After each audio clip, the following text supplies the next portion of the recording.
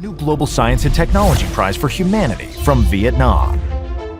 One VinFuture Grand Prize of $3 million. 3 additional special VinFuture prizes valued at $500,000 each.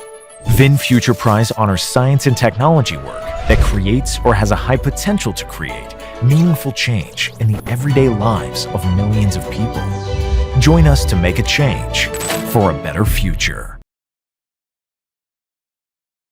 Good morning, distinguished guests, ladies and gentlemen. Welcome all of you to the Science for Life Symposium today. Thank you so much. This is an event in the framework of VinFuture Prize 2023. And ladies and gentlemen, VinFuture Prize 2023, with the central theme, Boundless Unity, wishes to find scientific solutions to help solve urgent global problems and at the same time inspire to spread widely the good values that science and technology can bring in many new fields, including electronics industry.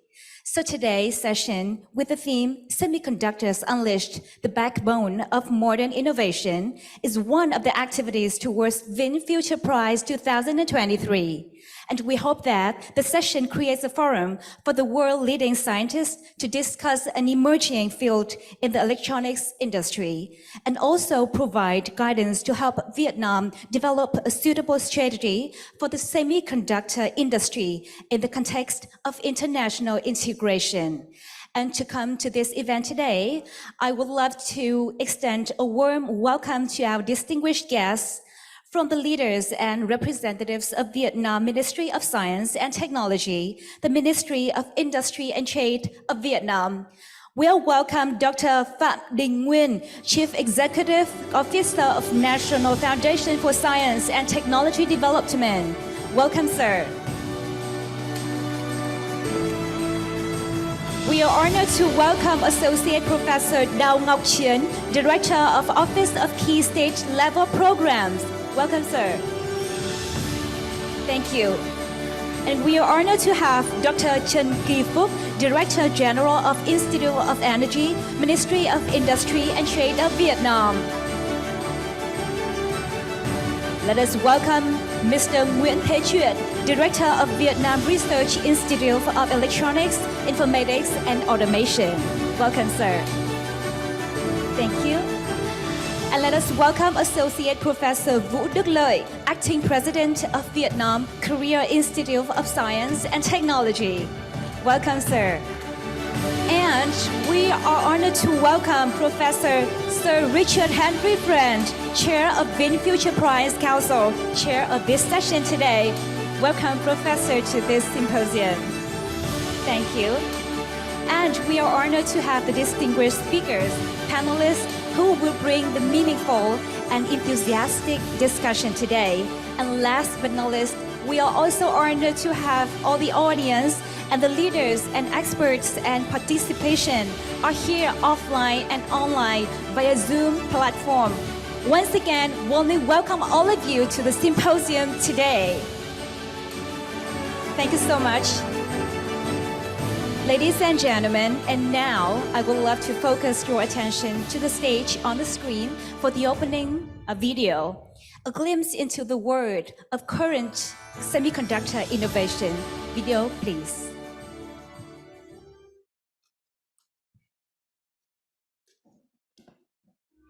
Imagine a world without smartphones, electric cars, or high-speed internet. It would be stifled and dreams remain unrealized.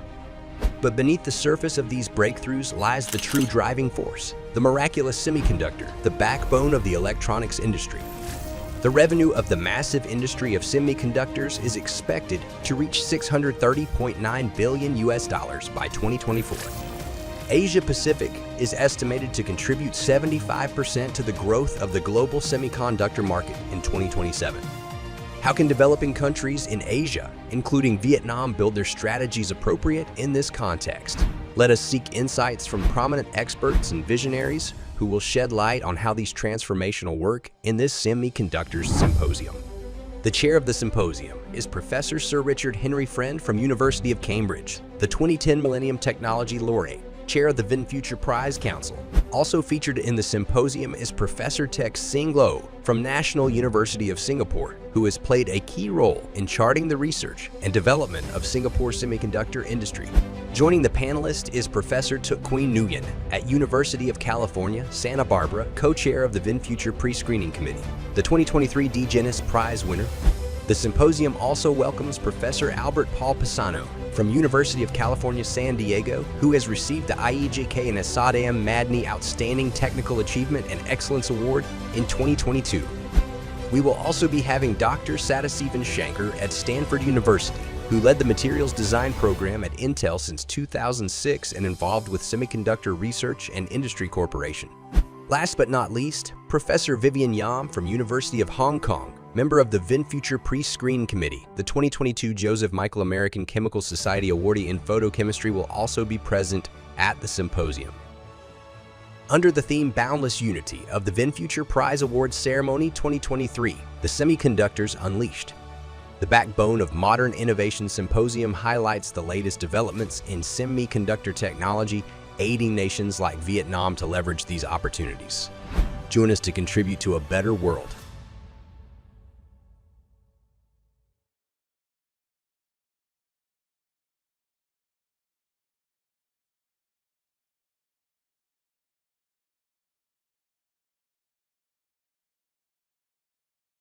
Development trends and potential challenges that global semiconductor producers might encounter in the future. And that's why we are here today to talk about these inspiring topics. And the session today includes three main parts: presentation, panel discussion, and Q&A, focusing on some most advanced applications of semiconductors, solutions for existing problems from successful case studies, as well as opportunities for Vietnam in this emerging industry. And to commence today's discussion, we would love to invite to the stage Professor Sir Richard Henry Friend, Millennium Technology Prize from Cambridge University, Chair of VinFuture Prize Council, and the Chair of today's symposium. Welcome to the stage. We're happy to have Professor right here in Hanoi, Vietnam. And now the stage is yours. Good morning, and it's a real pleasure and honor to be here. But very briefly, we have a busy morning with some excellent speakers, and the subject is semiconductors. Semiconductors are the underpinning of just about everything that works well in this current age. Everything from what we need to make life sciences systems work, what we need to make our energy structures work, and of course, what we do with communication and computing itself. And what is so interesting when, as we shall shortly hear, one looks at what is going on, it's happening in every direction. Things are happening with silicon itself. Things are happening with other materials that we need to do the high voltage power switching for the new electrified grid, new materials to make displays look better and be more power efficient. Everywhere, semiconductors are making things happen. So that's why it's such an important topic. It represents a huge set of opportunities. It's a very large fraction of global industry. So with no more ado, I will get out of the way of our excellent panel of speakers, and I look forward to picking up with you again when we turn to the panel session. Thank you. Thank you so much, Professor Sir Richard Henry Friend, for your opening speech. Ladies and gentlemen, and now I would love to welcome to the stage Professor Vivian Yam, Chair of Chemistry at the University of Hong Kong, to give us some latest technologies related to the light-emitting and energy-saving OLEDs, that the application of organic semiconductor materials in biology and agriculture. Let us welcome Professor to the stage.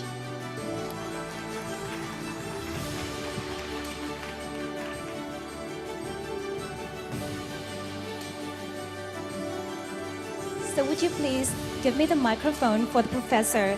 And for your information, let me tell you a bit about the professor Vivian Jam. She is the Philip Wilson Wong Professor in Chemistry and Energy at the University of Hong Kong, member of Vin Future Prize Pre-Screening Committee, and she was the laureate of the 2011 L'Oreal UNESCO for Women in Science Award.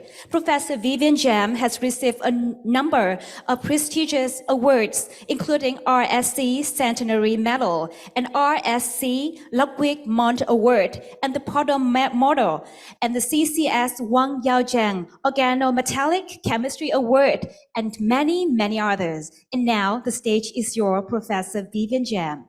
Thank you. So thank you. Thank you very much for a very kind introduction. So today I'm happy to share with you something on the organic electronics. So probably you are surrounded by organic electronics all the time now, right? So you see it in the car, TVs, your smartphone, tablets, and all that. So I need not sort of elaborate too much on that. And actually the first product was in early 90s when Kodak really pushed out this digital camera. Well, of course, the prototype was in the late 80s. And then you have all these OLED TVs. And actually, nowadays, you see a lot of display in the car, right? The automotive industry is using it a lot. And of course, you have big screen TV, curved TV, flexible, foldable smartphones, and all these. And actually, even in old days, the car audio is already OLED, but in those days, really very primitive monochrome type of display. And now you have all the very fancy display in the car. And you have AR, VR, and all that. And actually, the OLED market has been growing tremendously. And by the year 2032, it's projected that it will have a market value of $260 billion US. And actually, all of them are really, the activity is mainly in Asia Pacific that is growing tremendously. And there's also a rapid adoption of these OLED display in the automotive industry, as I indicated earlier. Now, if you look at the academic publications, it is rising steadily, but at a very gentle sort of rate. But if you look at the patents, you see it's almost like exponential growth. And what's more interesting is that besides the major OLED producer that is owning this patent, actually non-OLED manufacturers are also now getting a lot of this patent, particularly like TSMC, which is not a major OLED manufacturer, but you see the rise in that is really tremendous. And of course, Japan Display also introduced this E-Leap, which is without the use of mask, they can now print the pixels. And so you have free shapes, a lot of interesting development out of beyond your imagination. And interestingly, the OLED TV market has been dominated by LG, but now Samsung is really returning to it and after 10 years and want to compete for this market. So there'll be a lot of exciting developments. And here I just show you some of the major OLED manufacturers. So mostly concentrated in Asia Pacific and also the automotive. You see here some of these big brand names are also investing a lot in this area. Now, so for OLED materials, actually they come from luminescent materials. So a little bit of science here where you have luminescent materials. When you shine light, you generate an excited state. This is highly energetic. They try to get rid of this excess energy either by making motion, setting into motion, vibration, and this is dissipated as heat, which is the unwanted sort of channel, non-radiative. But then if they go back to the ground state with release of light, this is the luminescence, it's the radiative channel. This is something that we want. Now, so we can design molecules to do this. And interestingly, what about electroluminescence, which is the principle of OLED? You inject electron and hole, and when they undergo diffuse to the interface, they will recombine and generate exciton that gives off light. And here I will show you animation. So the electron and hole, and when they meet at the interface, they recombine to give the exciton that gives off light, and the different colors really depend on the band gap. Now, here, actually, electroluminescence was already observed in the early 50s, 60s, but then the first really efficient one comes in 87 when Tang and Van Schleich put up this device structure to get very efficient OLED device out of it. And of course, our chairman, Sir Richard, is really the father of polymer LEDs, pellets, with the Cambridge display technology. And then with phosphorescent materials, you can harvest not only the singlet, which is only 25%, but also the triplet to give 100% internal quantum efficiency. And more recently, Adachi actually revisited the phenomenon of thermally activated delay fluorescence, where they can also harvest 100% excitons with IQE of 100% coming from fluorescent materials.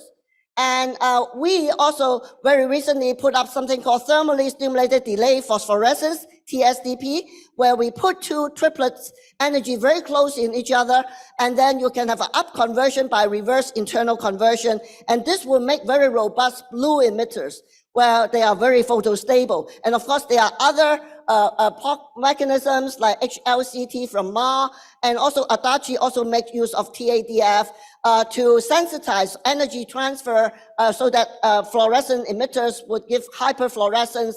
There's also metal-assisted delay fluorescence. With the metal, you have more enhanced intersystem crossing and reverse intersystem crossing. There's also the triplet fusion, and also, as I mentioned before, the TSDP. So actually, most of the phosphorescent materials are from iridium and platinum, but we are very much interested in gold-free OLED. So this is more or less the timeline that we developed, and they have high thermal decomposition temperature, like over 350 degrees Celsius, and with some tetradentate ones, it could be over 400, 450 degrees Celsius. And now they are approaching sort of industrial competitiveness in terms of the device lifetime as well as the performance. And with the TSDP, as I mentioned, we can make blue in materials that are very robust. And we use femtosecond transient absorption spectroscopy. We will be able to see the reverse intersystem crossing, and we do variable temperature measurement so that we can work out actually the activation barrier for the up conversion. And this class of compound is interesting because the gold compounds, they are very short exciton lifetime, 1 microsecond or less, so they are less susceptible to efficiency roll-offs. And another attractive thing about these square planar flat molecules is that all the transition dipole moment vectors are lying on the plane of the molecule, so that once you can control the molecule to lie flat, horizontal, then you can have this transition dipole moment vector to be horizontally oriented, and now you extract more light out of it by this outcoupling efficiency. You improve the outcoupling efficiency tremendously, and with flat planar molecule, it's also more easy for them to adopt a horizontal orientation. And so now, besides panels, display panels, OLED, sort of TV or smartphone, tablets, now it's more moving towards really the healthcare, imaging, sensor, but then we need light that is red or near infrared in color so that they can penetrate the body tissue. And so there's a lot of really interesting developments here. And so what are the challenges? We need to have very robust blue emitters, right? Because the blue photon is very high energy, and if you have an exciton annihilation, you are talking about more than 5 electron volt, which would be enough to destroy your molecule. So we have to do something, and we introduce this TSDP phenomenon. And also we need to have very brightly emissive red to near infrared emitters. And this, we have to work against the energy gap law. Again, we can make very rigid scaffolds. And of course, for a large area device, we have vapor deposition, you need large chambers, or you can, of course, mostly now is inkjet and roll-to-roll printing, but then there are problems with ink, the wettability, as well as the soften being orthogonal. We also have organic vapor jet printing, transfer printing, etc. And then you have TVs, which are OLEDs, which are self-emissive. You don't need backlighting, but LED and QLED, you still need backlighting because it's really LCD. And if you want to improve the color of OLED display, you actually could couple it with quantum dots as well. And so actually, what's the future? I think it will be surrounding us more and more. And I think that is unlimited possibilities, and it's really beyond your imagination. So anything you can think of, right? Besides AR, VR, which is already there, you have curved walls, you have the windows being your panel, you have flexible, stretchable, bendable, and even 3D OLED, and many more that is beyond our imagination. So thank you very much. Thank you. It's wonderful. It's wonderful. Thank you so much, Professor Vivian Jam.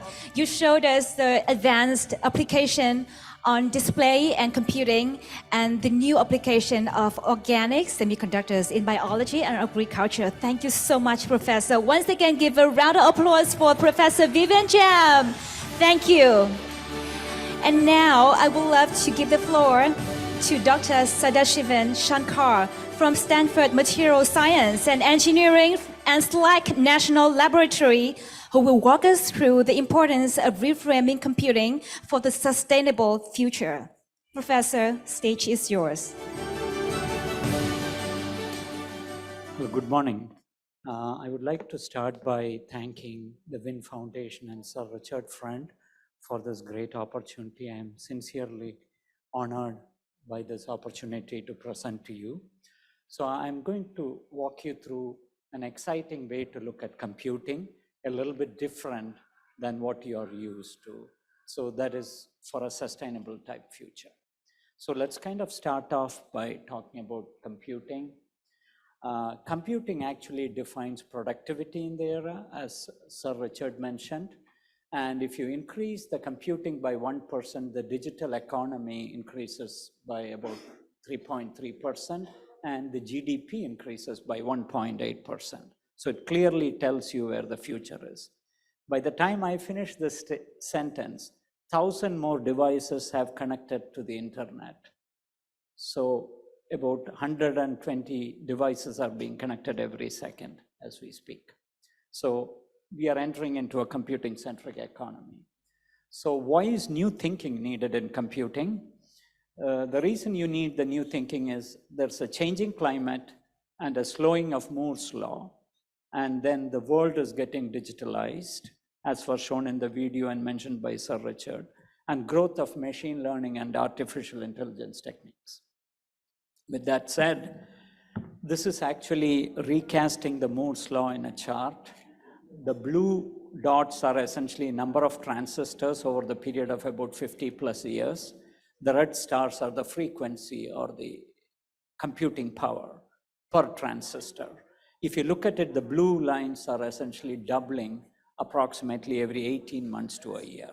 And if you look into the red dots, they have more or less remained flatter since 2000. So the number of transistors are increasing, but not necessarily their frequency. Now, what are the major challenges in computing? There are actually 6 challenges. Given I have 8 minutes, I'm going to talk only about the first 4 quickly, and the remaining I will probably defer it for a later discussion. So the unsustainable trends and what is wrong with computing, I'm going to show you that there's something wrong with computing, and what possibly could be a solution, and how can we reframe it. So with that said, let's look at the environment first. I'm going to play a short video. Hopefully this will play. Coastal cities in Southeast Asia, including Bangkok, Jakarta, and Manila, face a mutually risky future. They are sinking as sea levels around them are rising. Fred DeSam Lazaro has our report from Thailand. Just 30 miles from Thailand's capital, Bangkok, sits a temple on a small spit of land. The only way in is to walk or hitch a ride with a motorcyclist along a narrow concrete footbridge.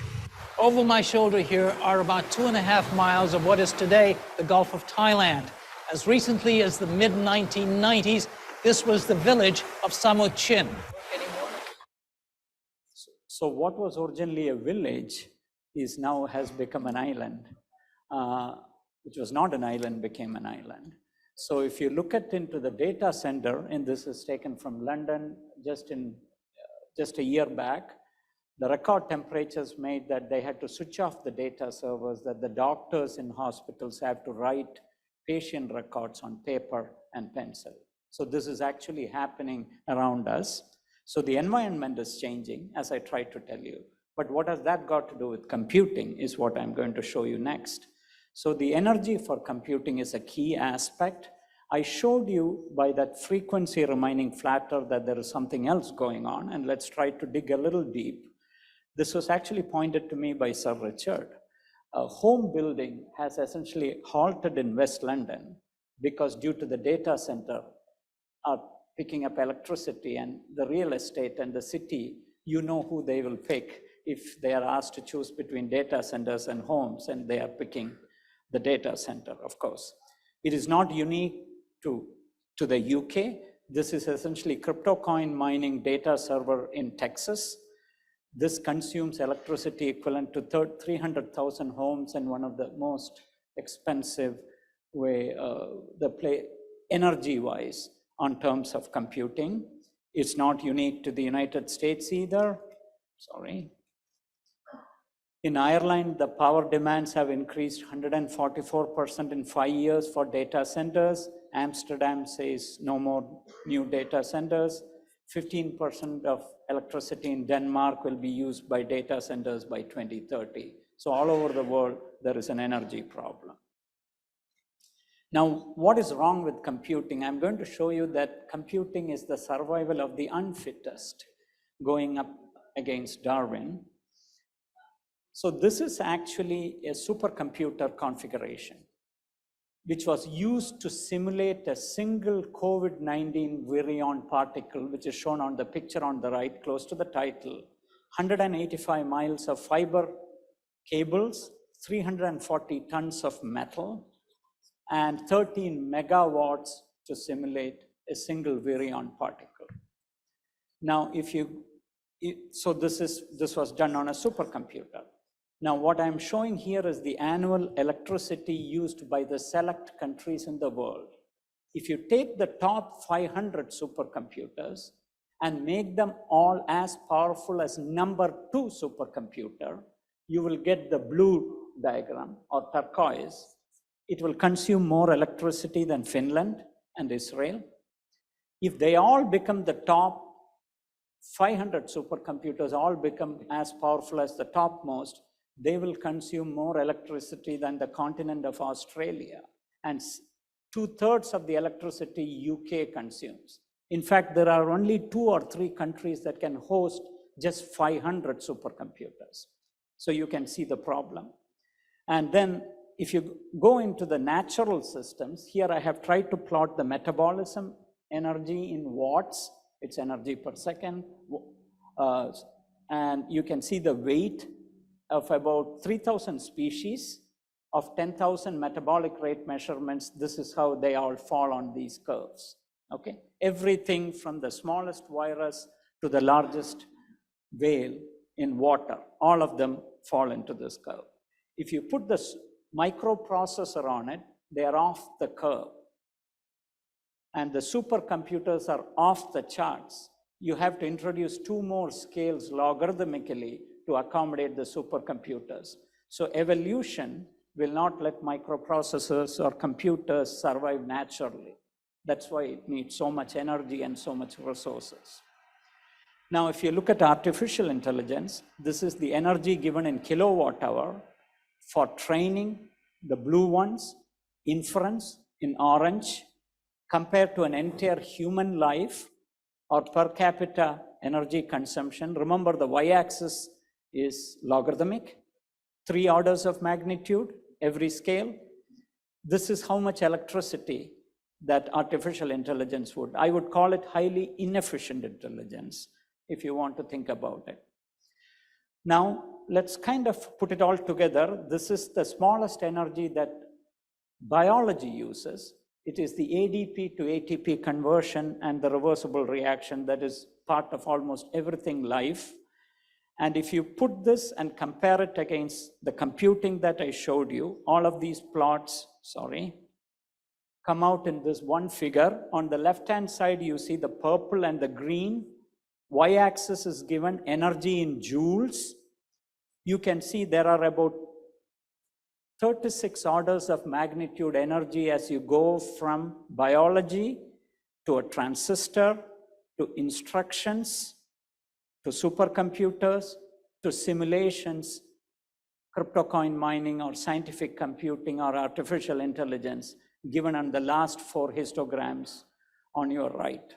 So much of energy is consumed. So now I just explained to you, I quantified the problem. Now I'm going to illuminate what could be the solution pathway. So if you look into the 4 domains in computing, starting from the red color there, microelectronic system, the one we are on against now, you have up to 100 million x possibility of energy reduction. Going clockwise to nature-inspired, you have 100 million x reduction if you borrow lessons from nature. If you go into algorithms and software, you have up to 10 to the power 25. And then if you go to quantum computing, you get 10 million. So the 4 domains essentially illuminate what the problems are. This essentially has been taken up by the US Department of Energy. It is in the White House webpage about a biennial energy efficiency goal that the US Department of Energy is doubling to reduce energy every 2 years to 1,000x reduction in 2 decades. Over 57 different organizations have signed the pledge internationally to do this. And I have actually tried to illuminate this since September 2022 that this was launched. But there is one more problem. I'm going to impose a little bit more to show you that this problem has a fundamental physical reason. So I'm going to play this from Richard Feynman, the noted theoretical physicist. It always bothered me that in spite of all this local business, what goes on in a tiny, no matter how tiny a region of space, and no matter how tiny a region of time, according to the laws as we understand them today, takes a computing machine an infinite number of logical operations to figure out. Now, how can all that be going on in that tiny space? Why should it take an infinite amount of logic to figure out what one stinky tiny bit of space-time is going to do? So in order to answer to this fundamental question, what we have done is we are now setting up a new logical formalism for reframing computing, building on Turing's work, Alan Turing's work from 1948, Norbert Wiener, John von Neumann, Claude Shannon, and David Marr. We have essentially we are building a new computing formalism in which we say that the information processing can be logically formulated in terms of, for every application, using a logical framework. And I'm going to show you quick, very encouraging results that we have gotten over the past few months, that this classification can rank all information processing from the smallest virus to the largest supercomputers, and it classifies them into 8 layers of computing. So as you go from left to right, as we abstract computing into higher and higher levels of complexity, we are adding energy inefficiency. So nature does things very efficiently with high complexity. We try to add higher energy to process the same information. With that, I will conclude. I will let you read through this formalism, which quantified the problem and illuminated the pathway, has led to the US Department of Energy and the US government trying to put together this energy efficiency roadmap. Going forward, I think we are on a very exciting path into reframing the computing. And I did not mention about the reframing AI. I know I have imposed a few extra minutes of time. That's all I have. Thank you. Thank you so much, Dr. Sadasivan Shankar, for your presentation about energy-efficient computing. Thank you so much. And now, follow up the event. I would love to invite to the stage Professor Teck Cheng Lo, Senior Vice President at the National University of Singapore, to give presentation about the efforts of semiconductor manufacturing corporations and promising future for this industry. So, Professor, it's your time. Thank you very much. Very good morning to all of you. A slight shift in terms of how we see semiconductors and microelectronics. I thought, I use this opportunity to share with you what Singapore, in adopting microelectronics and semiconductor as part of our development strategy. Many of you will know that Singapore is a very young country. We only became independent in 1965. But from a very early stage, we decided that we need to follow a development pathway which is quite different from many other newly independent countries of that era.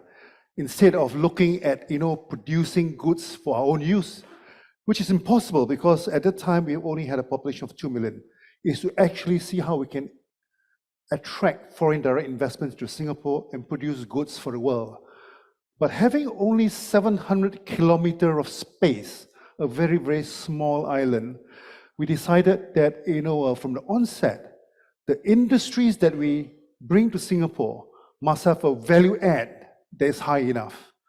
And from a very early on, we decided that electronics industry is something we should go for. So this started very early in 1968, where companies like Philips, Siemens came to Singapore. And in those early stages, they were just building electronic products for the consumer world. And as they moved forward, what we saw was a shift towards the early stage of what we realize is the industry we see today. So today, this industry, the semiconductor and microelectronics industry, contributes to 9% of our national GDP. Singapore has decided that we need to keep manufacturing in Singapore at about 20% of our GDP. And one of the big reasons why we do so is because manufacturing provides good jobs, and investments in manufacturing does not shift very, very fast. We realize that if it is in services, the services sector could move very, very fast from our island. So building an industry base is very critical for us. And that is our national strategy to keep manufacturing at 20%. And with microelectronics and semiconductor being 9%, it contributes to 50% of my manufacturing sector. So as you see, it's a substantial industry in Singapore, and we are not at any time wanting to give this up. So today, you will realize that after Taiwan, we host the second biggest number of fabs. But it's a whole ecosystem that is now in Singapore. It's beyond the fabs. We have fabless IC design houses in Singapore. We have also the whole value chain, in particular the equipment makers. There are 5 big equipment makers in the world: Applied Materials, KLA Tencor, Lam Research, Tokyo Electron, ASML. All of them are in Singapore, and some of the minor ones as well. So they form a whole ecosystem that we see being rooted in Singapore.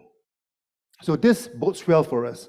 But we have arrived at this stage after many, many years of working together with them, as well as investing in our own local ecosystem. So today in Singapore, we have, in support of this industry, many, many research facilities in our universities. We have done well. Our universities are now what I call globally competitive research universities. And within universities, we have top-notch research facilities to support this industry in both NUS, NTU, in SUTD. We have one very key partner, and it's MIT. We have a partnership with them at fairly large scale, and that's on low energy electronics. But our partnership with MIT goes beyond microelectronics and semiconductor physics. There is a lab there called the Microsystem Technologies Development Center. Well, it is a research facility within NTU, but it's actually one of our big links with the military research that we have in Singapore, which we do not talk very much about. So there is a partnership with the Defense Science Organization. So this forms a clear partnership in support of the industry that is hosted by us in Singapore to help us continue to climb the technology ladder alongside them. But we have only arrived at this position after so many years. In the 60s and 70s, we hosted the electronics company producing consumer electronic products.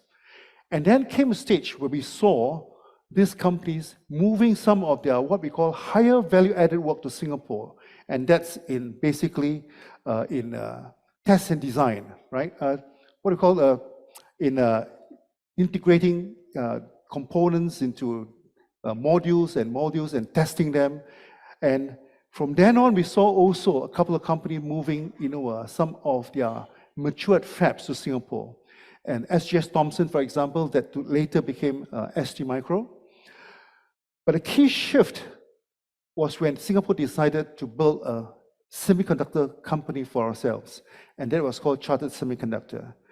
That it was not very profitable as we move along time and was sold to to the Abu Dhabi Investment Corporation, ATIC, and later is now renamed Global Foundries, allow us to anchor a huge facility in Singapore.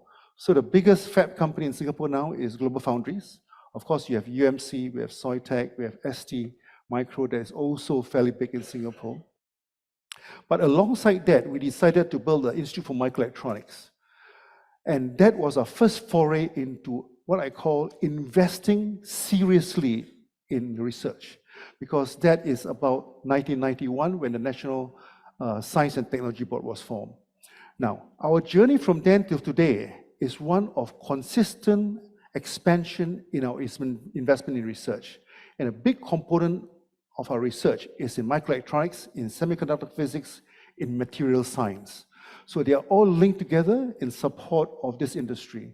But peripheral to this is our investments in the digital technology space, in robotics, etc., which are all going to support this industry to move us to where we are today. So that moves us to a situation which allows us to grow Singapore in what we call a hub for the microelectronics and the semiconductor industry. But today, what we want to be is to be a keynote in the global value chain. And I think we are there, but it requires us to continue investing and in working together with our industry partners. But today, there are multiple challenges for Singapore. There's the global geopolitical contestation within the United States and China we have to grapple with. We have also got to decide, in terms of the strategy we adopt in terms of technology development. Do we continue to invest in what we see as trying to go beyond 2 nanometers, for example, or do we see opportunities elsewhere in the whole value chain of microelectronics in the industry that's expanding? So we decided that for Singapore, we will continue to support our fabs, leading edge fabs, in the drive for application of technology to support, the leading edge node sizes at 5 nanometer going down to 3 nanometers. But as an industry that is growing, there are many more opportunities in the more and more space. And we see, for example, in electrification, the opportunity to invest in high bandwidth materials, in silicon carbide, in gallium nitride, in the COM space, for example, as we move towards high frequency, in the gallium nitride space, in 3,5 compounds and 2,6 compounds. So, there's a whole vast opportunity for us. And if you see our recent investments, it's been in silicon carbide, in the power electronic space, it's in the IoT space, in the MEMS space, in the high frequency space. And this also supports our strategy of attracting newer companies in this space to Singapore. Soitec, for example, is in Singapore at scale. And the latest plant, that ST Micro has built in Singapore is for the high power devices that they want to support. A growing industry in Asia because of not only the electric cars, but because of the electrification of the grid. So this strategy of ours to continue investing in microelectronics, semiconductor physics, and material science will continue. Just talking to some of the colleagues here, last year, Kostias spoke here. We invested 150 million in his Center of Excellence, which is in intelligent and functional materials. As we see the future for us in Singapore, we think quantum will play a very important role.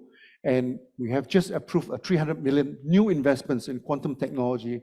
Alongside that, as investment in silicon photonics. We had a very good center in Institute of Microelectronics, but we have spun out that technology to form a company. And we decided to build a new fab for ourselves in silicon photonics to support research, as well as the partnership we'll form with the new companies will come to Singapore. We see for us, in terms of going to the future, that this will still play a very important role for us, but we are cognizant of the fact that we need to be conscious of sustainability.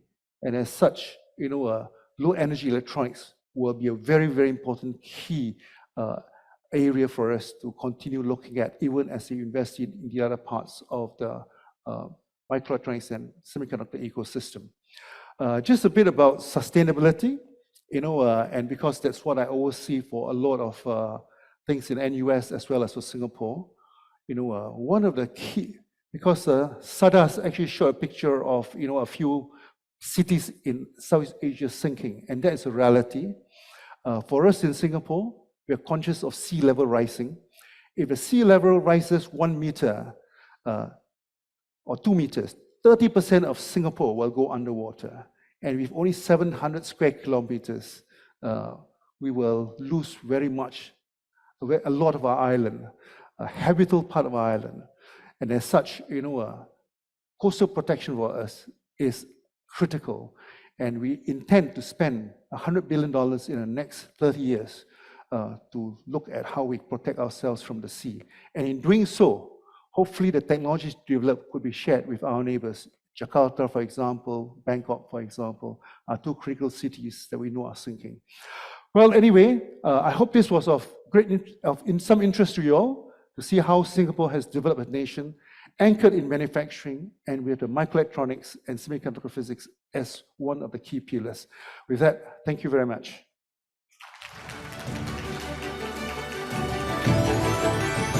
One more time, please give much more a round of applause for the Professor Teck Cheng Lo for your impressive presentation. And that is the final presentation of the first part. And now we are moving to the second part, the panel discussion, where we could share and discuss more related topics about the semiconductor innovation. And now, please join me to welcome back to the stage Professor Sir Richard Henry Friend, the chair of the Win Future Prize Council and the Cavendish Professor of Physics at University of Cambridge, the 2010 Millennium Technology Prize laureate for the development of plastic electronics. And now we would love to welcome and all the distinguished panelists who are coming back to the stage, Professor Teck Cheng Lo to be on the stage, Professor Sadavian Shankar and Professor Vivian Jam. And now we would love to introduce to you two new distinguished panelists. Ladies and gentlemen, welcome to the stage Professor Thục Quyên Nguyen and Professor Albert Pisano to be on the stage for the panel discussion. Ladies and gentlemen, for your information, they are two co-chairs of the Win Future Prize Pre-Screening Committee. Professor Thục Quyên Nguyen is Director of the Center of Polymers and Organic Solids at University of California, Santa Barbara, and Professor Albert Pisano, the Dean of the Jacobs School of Engineering at University of California, San Diego. And now, let us welcome all of the panelists by your warm applause for all the panelists for the second part of today. And now, Professor Sir Richard Henry Friend, you will moderate the panel discussion. The stage is yours. Thank you. Great. We need some questions. The topic that we're first going to pick up on is the future of semiconductor production in manufacturing. I'm looking at picking up on some comments that Teck Cheng Lo made in that last presentation on the extension of semiconductors beyond silicon and the future role of exploring more of the periodic table. For example, the nitrides and carbides. This is moving quickly. Yes, that's a very interesting area for us. As we look at the electrification of the world, all of us are very familiar with electric cars, and if you're looking at charging, then higher currents. But at one stage, not too long ago, we only have IGBTs, but today you have MOSFETs that there's a voltage switching, so you get low losses. But more interesting is actually new material systems that we can work with, right? That allows us to go to a even higher power. because what we are hoping to be able to do is actually to move to the era where we actually replace our transformers, for example, with a solid-state transformer. So we have that work done in Singapore. In fact, we have a company formed. We are able to switch at 22 kV, which is the main outer ring for high power in Singapore. So we hope to replace in the next 20 years all our transformers into solid-state transformers, the 22 kV 440 transformers. So it's a great new opportunity if you look beyond silicon. But what's interesting is that it's happening everywhere, but it doesn't really get much of the attention in the media that other elements of the semiconductor revolution are getting, and yet it's absolutely core to the energy revolution.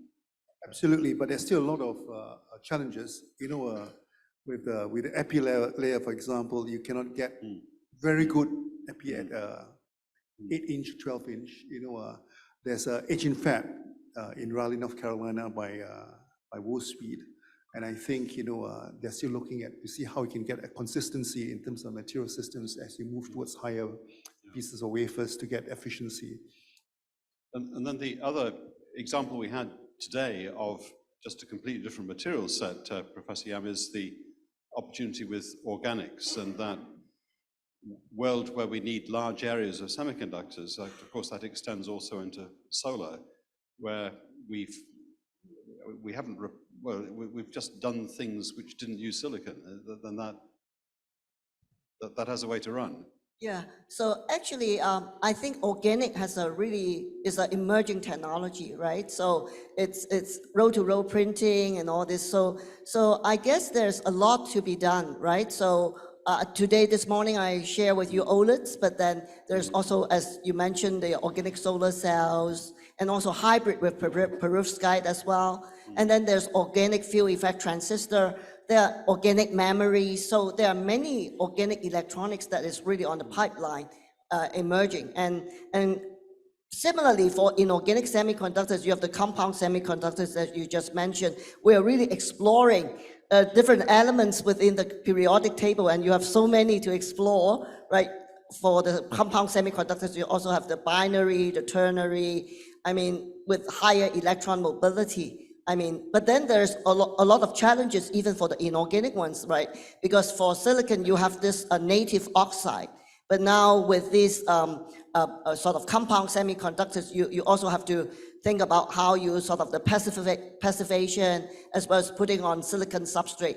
And for organics, it's really exciting with all these printable, flexible, bendable, and stretchable organic electronics that you can out of our imagination. So I think it's really getting very exciting now.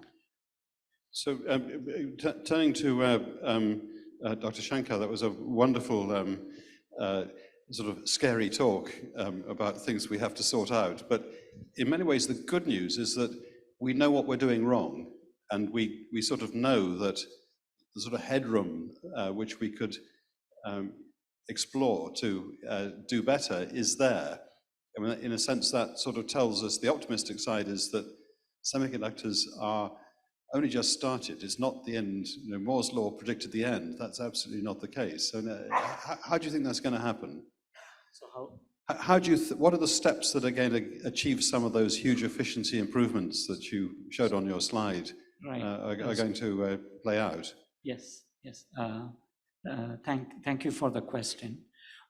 This is actually, if you break down the energy as I showed, the transistor consumes about 100 times the energy of thermodynamic limit. So it's very close to its limit. You could argue what that number could be reduced to. I don't think it'll go beyond the biological limit. So let's say 10x. But the minute you implement it in instructions, we are using millions of instructions to do a logical unit of processing. So that is one low-hanging fruit. But the lowest hanging fruit is how we use the software. The whole AI is based on the premise that you have infinite data, infinite energy, and you will underwrite all the software development. So at enterprise scale, that is I am trying to argue that that's an unsustainable premise. So there are, in all three areas, there are orders of magnitude that we should be able to grab. Right. And that, so you could say that means we've made some terrible choices so far, or you could be an optimist and say, yes, it's just the beginning and we'll get there. Yeah. So let me turn to Gwyn. This beyond silicon opportunity, it's been talked about for a very long time. We have some real exemplifications that it may go in many other directions, into the biospace. So I agree there are many different options. Vivian mentioned about the organic semiconductor, organic electronic. Professor Low also mentioned about gallium nitride, and there are also graphene, and there are also, you mentioned silicon carbide and carbon nanotube. But we need to look beyond just the material abundance. We also need to discuss about the energy to produce them and the carbon footprints, that the impact to the environment. Like for example, the gallium nitride, for example, the carbon footprint is 10 times less than the silicon. But silicon carbide, for example, another option, but again, the carbon footprint is 3 times more than silicon.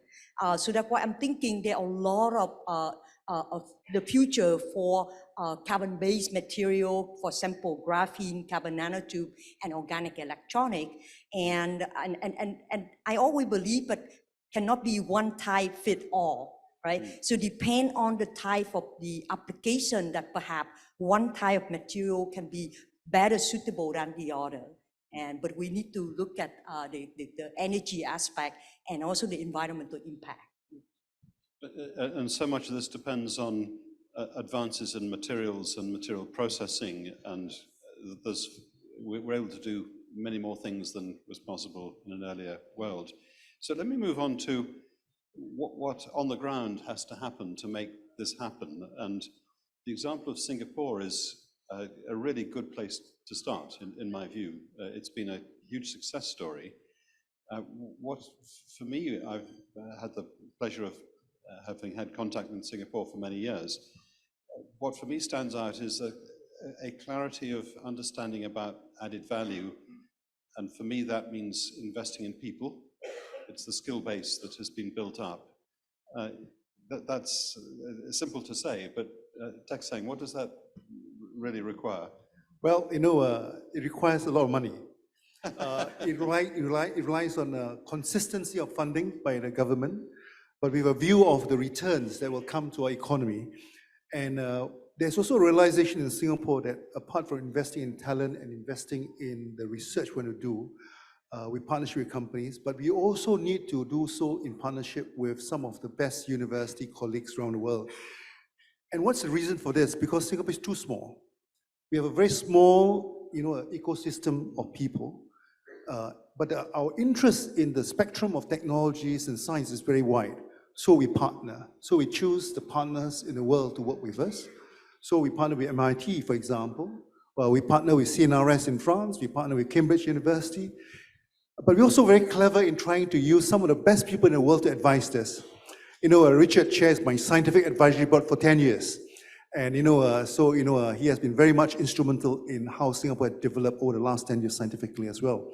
So I would say, it requires basically consistency of funding and an openness in your system to attract some of the best people to come to Singapore. And in this microelectronics, inevitably you must work with industry because, industry moves so fast. Sometimes we are slightly behind them, so we work with them. So to pick up on another angle of it, when we think of semiconductors, what we tend to read in the media is the race to drop from 5 nanometers to 3 nanometers, and that's the only game in town. In reality, and we had a glimpse of that in Tek Seng's presentation, there are so many other elements in an overall manufactured product that involves semiconductors, and it's that attention to all aspects of the manufacturing. So let me ask Al, which is where that's heading. Yes, so first off, Sir Richard, thank you very much for being here. And I hope the audience takes to heart all the messages that my colleagues have given you. So I want to point out that there are other revolutions that I think are coming, and some of them driven directly by the marketplace. So in brief, the revolutions in wireless communication are going to drive a resensorization of industry and a resensorization of people. And there are healthcare systems already trying to develop clinical grade measurements that can be worn on the body. This is going to force us to look at modules with unprecedented capacity. The market is going to drive you in this direction. There's a 1 trillion piece opportunity out there for someone who solves it. But how do you get to it, right? So to get straight to your question, Sir Richard, there is going to be a change in the way we think about semiconductor manufacturing.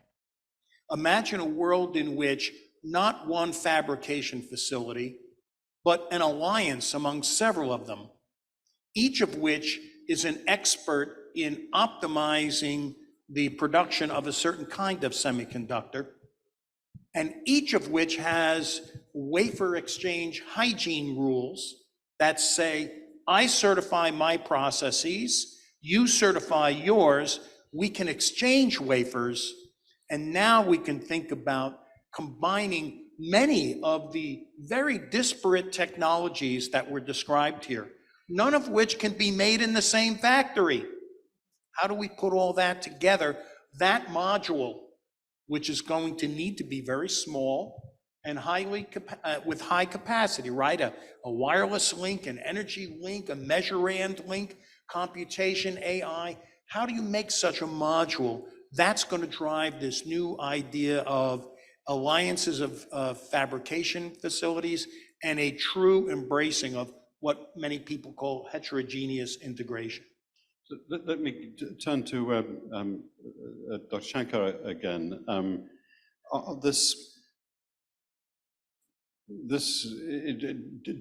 Do the drivers that the market feels it has to follow track with your vision of a more efficient world? Fantastic. Or do we have to intervene? And that's actually a $1 trillion question, Sir Richard. I just wanted to add a couple of pointers and then I will address that very quickly.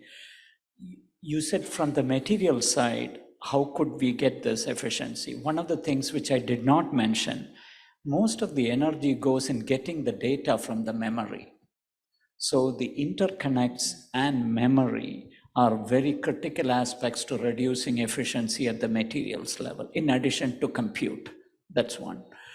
Then the second item, which is taking on what you just said, I think that it is not too bad to assume or too out of reason to assume microfabs where you do very specialized, expensive thing, as long as it's transferred that. I think we should rethink this like the small nuclear reactors.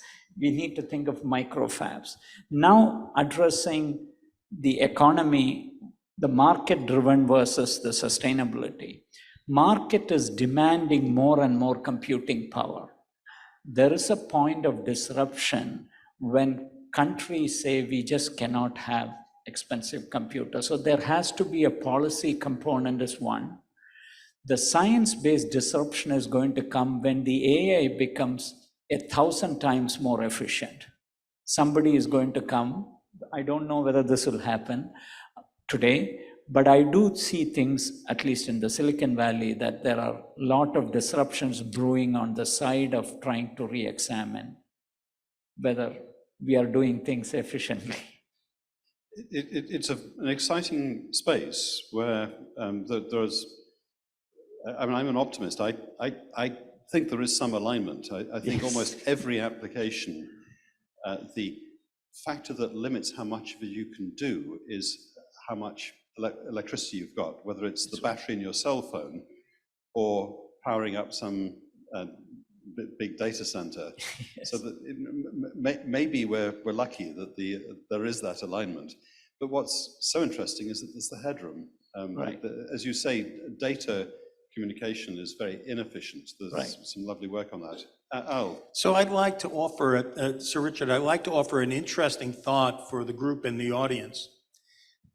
Many of us may not realize that you can harvest 10 microwatts from 2 square inches of human skin.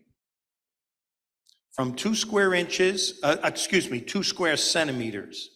Just 2 square centimeters, less space than under your wristwatch, you can find 10 microwatts.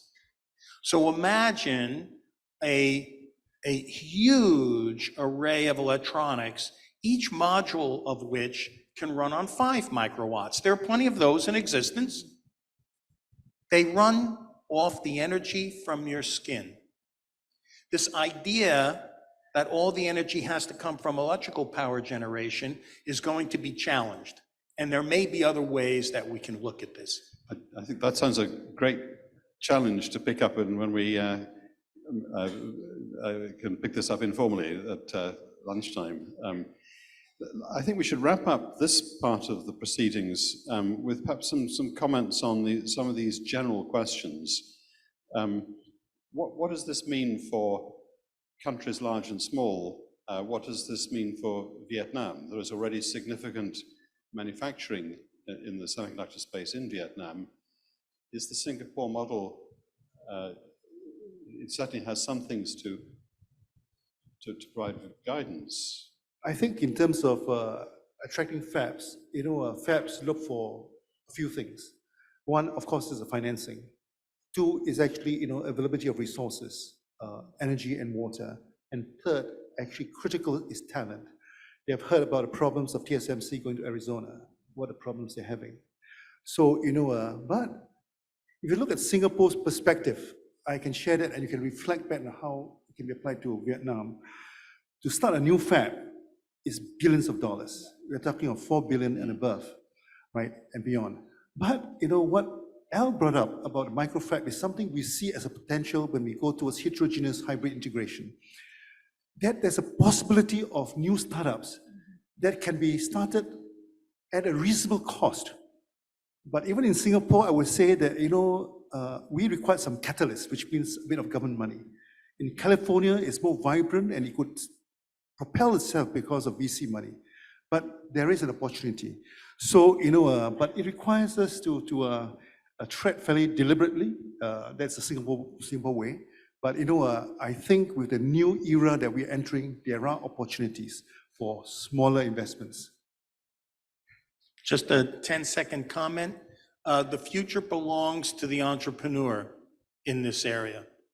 Vietnam is a great place for the entrepreneur, and I think Vietnam will have a very powerful role. Great. I hope we have still got some time. We started a little bit late to have some questions and answers. We have a problem, which is we've got light shining at us and we can't really see in the back. I don't know whether it's possible to get some more general lighting. Yes, so Professor, let me assist you with the Q&A session. Please do, because a lot of audience and the delegates here want to deliver the questions for all the panelists today. So the audience, do you want to raise your hand to raise the questions for the panelists today? We could see that, yes, the hand raising right over there, the man in black. Yes, could you please stand up and say your name and address your question, and the professor will address the question to the panelists here. So do you think we could get the general lights on in the back of the hall? Yes. Thank you very much for the discussion today. My name is Tung from Vinh University. I would like to ask the questions for Dr. Yang, Vivian, Yang, and maybe many other panelists. Is that would you think there will be or have there been a fabless industry for organic electronics? And in this case, do you think that Vietnam can invest it in the fabrications processing instead of moving in up to the application side? Yes. Yeah. So thank you for a question. I think it's an emerging technology, and I think it's a really good opportunity to really start the sort of fabrication of organics, right? And particularly for printable ones, then you don't need the large vacuum chamber and really So it's possible. And I think I totally agree with some of the comments earlier on that you can start with something smaller. But I think the government, I hope, will be able to invest funding into the universities as well, because I see all these developments, there are three capitals that's important. One is the physical capital, where you need the physical space, and there is also the human capital, which is really the most important part. You need people, manpower, really people who are scientifically professional to be in this area. And another one is intangible capital. And this is also related to talents. This is extremely important, not only just the manpower, but people with bright minds.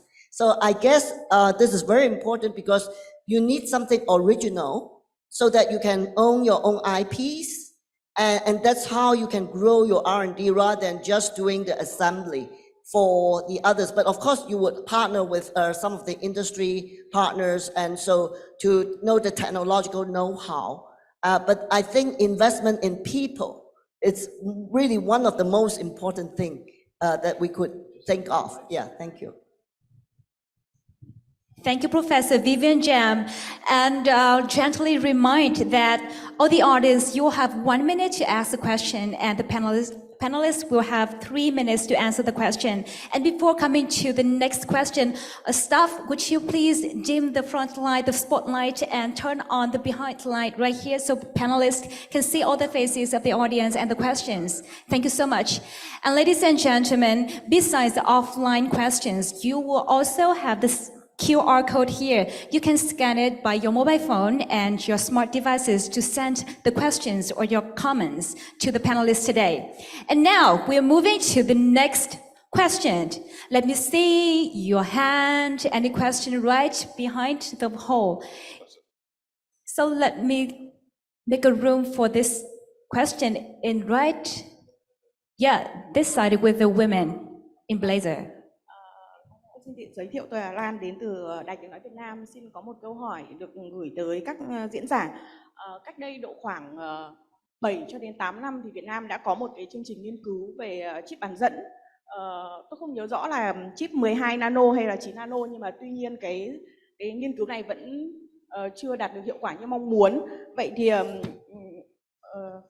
không mấy khi có được các nhà khoa học hội tụ tại Việt Nam về ngành công nghiệp bán dẫn, thì tôi muốn hỏi là các vị khuyến nghị như thế nào với Việt Nam trong việc tham gia vào cuộc đua bán dẫn toàn cầu. Việt Nam có thể cạnh tranh được ở chip bán dẫn ở 9 nanomet, 7 nanomet hay 5 nanomet?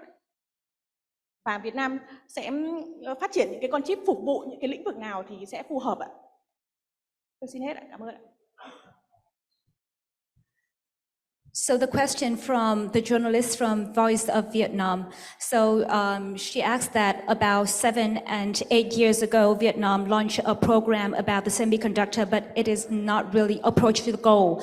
So what is your advice to Vietnam can conquer and to reach in the race of producing the semiconductor chips? So Professor Sir Richard Henry French, who would you address the question for? Well, I'm going to turn to Singapore, to Professor Low.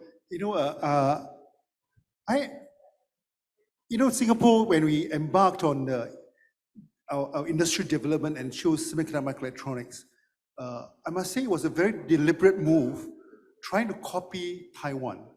So, I remember, if you know Singapore, there was a very key person in our industrialization called Mr. Philip Yeo, who ran the Economic Development Board. He together with Madam Ho Ching went to Taiwan to see what Morris Chu was doing there and how they actually developed the industry. And we then decide to come back to Singapore. And that actually led to the establishment of Chartered Semiconductor. As I said, in the end, we actually sold it to ATIC, to Abu Dhabi Technology Investment Corporation. But what it had done for us, even though that did not make the government money because invested through by Temasek, but it actually was a key anchor component for us to build the ecosystem around them. And that allowed us to continue to attract some of the leading semiconductor companies to Singapore. our ambition was at that time to see whether we can grow, chartered semiconductor compete with TSMC, right? We did not succeed that, but we have in the process of doing so, we have actually continued to be able to build this industry in Singapore.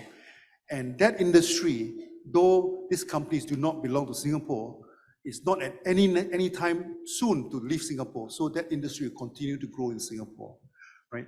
So there are many ways of trying to establish that industry in your country. To establish an indigenous chip company or microelectronics company or semiconductor company may be not the only strategic approach to developing this industry in your country. So that would be my. So, but as we see for the future, as Al pointed out, because of new changes, new technologies emerging and new paradigms in terms of what we see in this industry, we think, there's going to be a new era of entrepreneurship, not only possible in Singapore, but even in the Valley, because for a long time, you don't see new big chip companies emerging or fab companies, but it may be soon happening, we think. Thank you so much, Professor. I think we got one further comment from... One of the changing paradigms that's happening in the semiconductor technologies, the packaging is becoming as complicated as the vertical large-scale integration of the previous 2 decades. So packaging is something that is a little removed from wafer-level processing.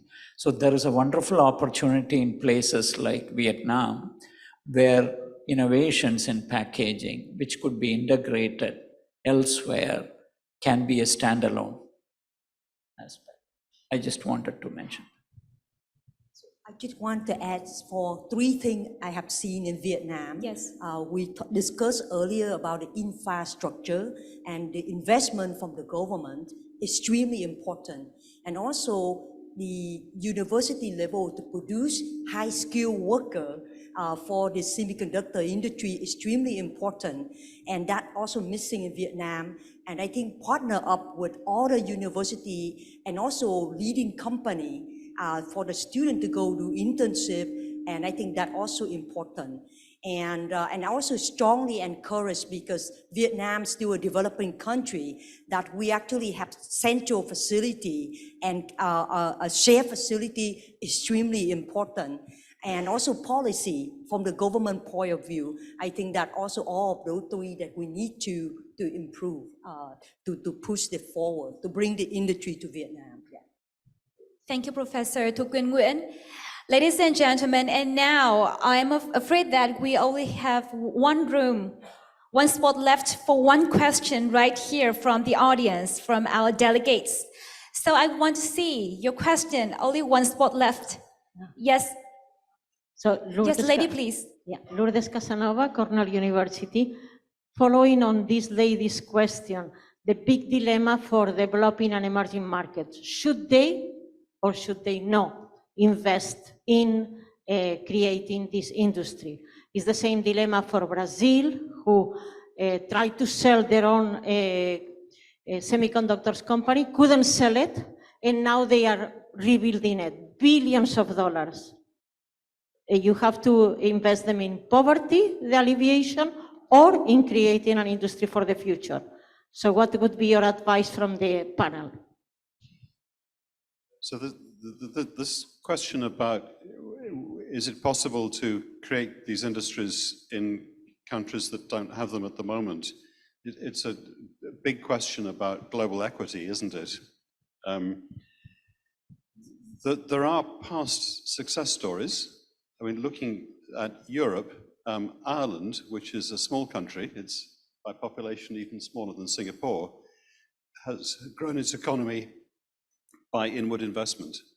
It has embraced multinationals, and it has built up a remarkably successful semiconductor world.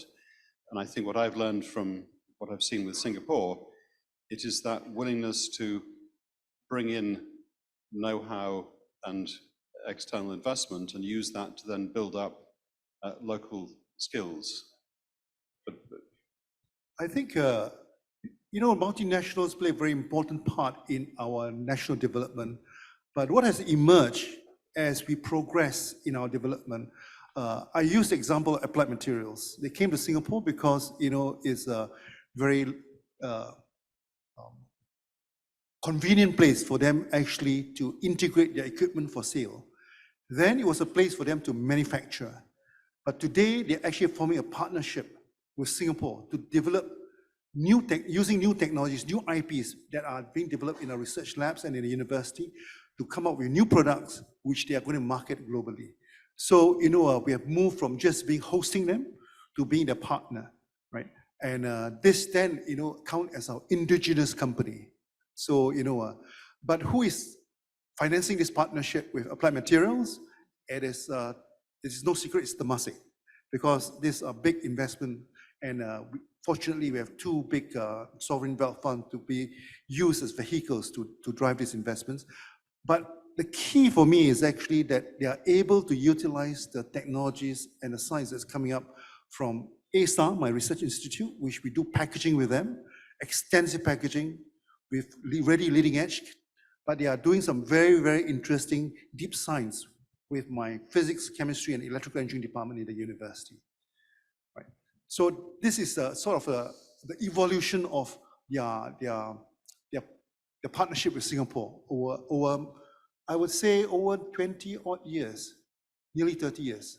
Applied Materials has been in Singapore for nearly 30 years. Thank you. If I may add, I would say that there is no choice. And here is how I would say it. When China started entering manufacturing, they didn't enter at the top. They were not making electric vehicles. They started up being a supplier, a component to do that. They moved up the value chain. So the electronics industry is touted to be 600 billion, but the rest of it is all service economy, which is all being driven on computing.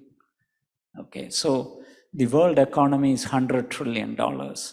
So I would say that there is no choice but to get onto this train, start small, slowly walking up the value chain will happen, because there is going to be a different paradigm in which they will look to countries which have very good workforce, very good indigenous thinking, innovations, and entrepreneurship. And that, I think, is not a choice, I would say. Thank you so much. Thank you so much for the chair, Professor Sir Richard Henry Friend, and all our beloved panelists today. And one more time, please give a round of applause for the session Q&A and the panelists today. Thank you so much for your joining. And don't hesitate to scan the QR code and send your questions, and all the response will be sent by email. And ladies and gentlemen, on behalf of the organizers, I would love to thank you for your attendance during the event, and as well as your support with VinFuture Prize 2023, which honors science and technology and serve humanity. One more time, thank you so much for the panelists. You can come back to seat and enjoy the day in Hanoi in Vietnam. And don't forget that on December 20th, the third award ceremony of VinFuture Prize 2023 season will take place in Ho Gươm Opera House, and we will figure out who are the winners of one of the most prestigious sci-tech prizes in the world. Thank you and goodbye for now. Thank you so much.